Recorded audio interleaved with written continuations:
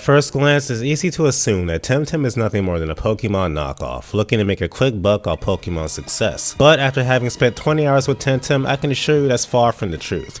Yes, Temtem is heavily inspired by Pokemon, and to the point you could call it a ripoff. But what truly sets Temtem apart, and dare I say even leagues above Pokemon, is the battle system. And to clarify, I'm mainly talking about the gameplay of the main games, or story if you will. I won't touch on post-game competitive battling simply because I haven't reached that point in Temtem, but I think you'll get a good gauge on the potential of Temtem's competitive scene with this info regardless. So anyways, we all know Pokemon is based on landing super effective moves and more often than not one-shotting your opponent. In most Pokemon games outside of gyms and the Elite Four, it's very rare you'll find battles you have to actually strategize for, or even do much besides spam your strongest attacks. That's not the case in Temtem. There's still the rock paper scissors style of combat with certain types being stronger than other types, but you're not going to be one-shotting the average opponent here. You see, while Pokemon focuses on PP for your moves, Temtem is all about SP management. Every move requires a certain amount of SP to be used, and when you run out of SP, you can then take from your pool of HP to do your moves instead. Not only will this obviously damage yourself, but your Temtem will overexert itself and be unable to move the next turn. This simple system makes my 20 or so hours in Temtem more engaging than honestly any Pokemon game I've ever played. But it doesn't stop there. The moves in this game are creative and play into this SP system perfectly. There are moves that trade raw power for status effects that can make your opponent use more SP for their attacks, moves that deal massive damage but take up almost all your SP in one action, so you then have to decide if it's worth the risk. And when you get down to it, that's what I feel Temtem's battles are truly about. Risk and reward.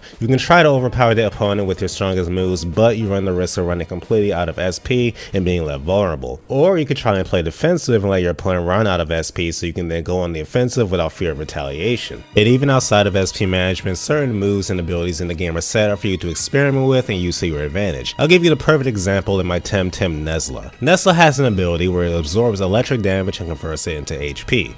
Pretty simple, right?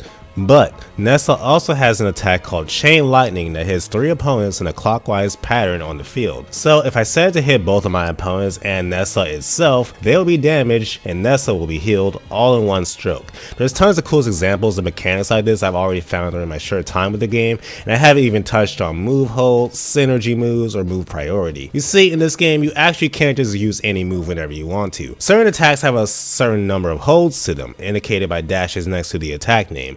If an attack has a hold of 1, you have to wait that many turns to use it. So while you can try spamming your strongest moves to win as fast as possible, you can't always do it from the jump. And every move has a level of priority. Moves with higher priority means you'll take your action in battle that much quicker. Temtem still have a speed stat, but is used as a tiebreaker instead when opposing moves have the same level of priority. And if that wasn't enough, there's also synergy moves that have add-on effects if your partner Temtem is of a certain type. A move might get 20 points of extra damage and gain a status effect if the Temtem next to the user is of the poison type. It makes you actually think about your team composition. Oh, and there's no type of RNG here. No critical hits and no accuracy stat. Moves always hit and the victory is determined on your skill alone. The devs of Temtem took the classic formula Pokemon has been using for over 20 years and twisted it into something familiar but ultimately improved. There's a ton of depth to this system that just doesn't exist in Pokemon, and playing it has been an absolute blast so far. And what I like most is that this game is actually challenging. Don't be surprised to lose 1 or 2 Temtem to the average CPU. And every major boss or gym I've encountered so far has come down to the wire. If you've been on the fence about getting Temtem and this video has made you even slightly more interested,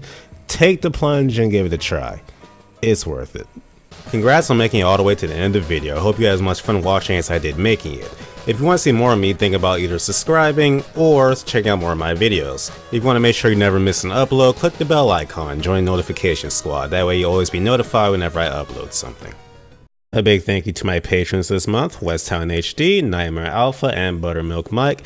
Your help is always appreciated and it helps the channel stay alive. Thank you guys so much. And if you want to become a patron, look in the description below for the link to my Patreon. See ya.